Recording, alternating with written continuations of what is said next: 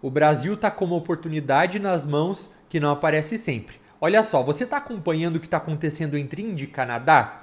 É o seguinte, na segunda-feira, o Justin Trudeau, primeiro-ministro do Canadá, afirmou no parlamento do país que tem indícios de que o serviço secreto indiano está por trás do assassinato no Canadá de um canadense de origem indiana que fazia parte de um movimento separatista de uma região da Índia. O Canadá expulsou um diplomata da Índia, que, de acordo com a ministra de Relações Exteriores canadense, era o chefe do serviço secreto da Índia no Canadá. Resultado, a Índia ficou irritadíssima e afirmou que o Canadá abriga terroristas e desde então o desentendimento diplomático entre os dois países tem escalado, gerando uma crise sem precedentes entre Índia e o Canadá. Mas o que o Brasil tem a ver com isso? Ô ansiedade, pera aí que eu já vou chegar lá. O que aconteceu há algumas semanas que inclusive eu dei várias entrevistas falando sobre isso? O G20 na Índia, onde o Narendra Modi, primeiro-ministro do país, recebeu diversos líderes do Ocidente, inclusive o próprio Trudeau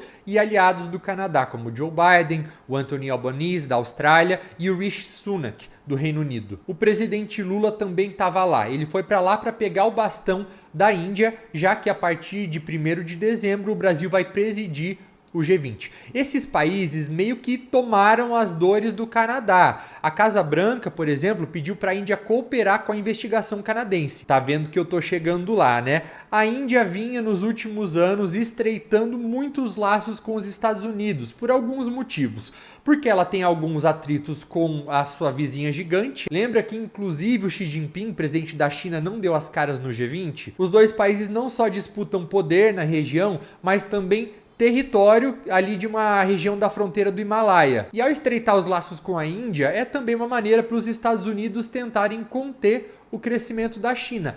A Índia, ela tem o título aí de a maior democracia do mundo e é algo que ela tem batalhado para manter. E um escândalo desse mancha muito a imagem do país, porque essa tática de assassinar inimigos políticos é algo que está mais ligado a ditaduras. Rússia, vira e mexe, um oligarca engasga, cai do prédio, escorrega no banheiro. Coreia do Norte, que o sobrinho mata o tio. Arábia Saudita, que esquarteja jornalista. E isso se soma a alguns dados que o Ocidente acaba fazendo vista grossa quando é conveniente. Por exemplo, a maior parte dos índices que medem direitos humanos e a democracia na Índia tiveram uma queda nos quase 10 anos em que o Modi está no poder. O governo tem algumas políticas bem discriminatórias e tem perseguido a população muçulmana.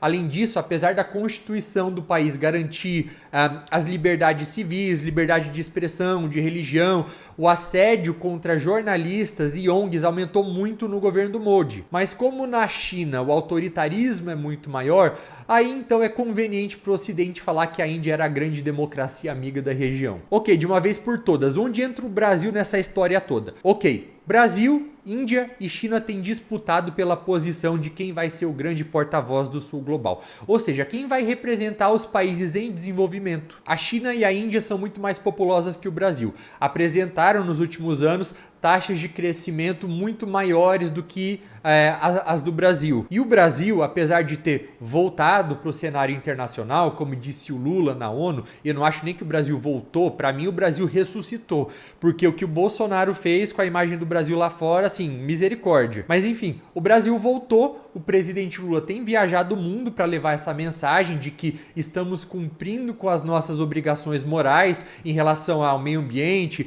que queremos ocupar nosso lugar no mundo, mas o Brasil estava, querendo ou não, ainda muito associado a regimes autoritários. Lula recebendo Maduro da Venezuela como estadista, aí teve todas aquelas declarações em relação à guerra na Ucrânia, teve a ampliação do BRICS, colocando mais ditaduras no bloco, Irã, Arábia Saudita, ou seja, a gente estava se inclinando para esse lado e isso estava nos queimando. Porém, eu vejo que nessa Assembleia da ONU a gente conseguiu consertar. Se não consertou, pelo menos apagou um pouco do incêndio. O encontro do Lula com o Zelensky foi essencial para isso. Então, a oportunidade que o Brasil tem hoje é essa, de se projetar não só como um porta-voz do Sul Global, mas como a grande democracia do Sul Global. Gente, qual a notícia do momento aqui no Brasil? Que o Mauro Cid, que era o braço direito do Bolsonaro, disse que o ex-presidente consultou militares sobre um golpe. Para que isso aponta? Para a ideia de que o Bolsonaro tentou dar uma rasteira na democracia brasileira, dar um golpe de Estado. E tentou mesmo. E o que isso significa? Que a narrativa de que a democracia venceu no Brasil já está pronta. E quando eu digo que a democracia venceu, eu não digo que o presidente Lula seja aí sinônimo de democracia, mas que 3 coisas importantes aconteceram. Primeiro, o resultado das eleições foi respeitado. Segundo, as instituições continuam de pé. E terceiro, houve transição de poder. Nossa, Urian, você está dizendo que o presidente Lula não é um democrata? Claro que não. Em 3 mandatos na presidência, eu nunca vi o presidente Lula tentar dar um golpe. Mas o que mancha muito a imagem dele é essa fixação. E isso eu não entendo de onde vem por ditador. E querendo ou não, quem fica se cercando por ditador acaba sendo visto como ditador. Então, só para finalizar, a oportunidade que o Brasil tem, principalmente agora, de mostrar que é uma democracia, que o lugar é aqui, é agora. Por isso é muito importante a nossa vigilância e cobrança, para que quando houver deslizes por parte do governo, nós ajudemos que o país não saia dos trilhos. Existe uma diferença muito grande entre quem torce para tudo dar errado e quem critica porque quer que o país dê certo.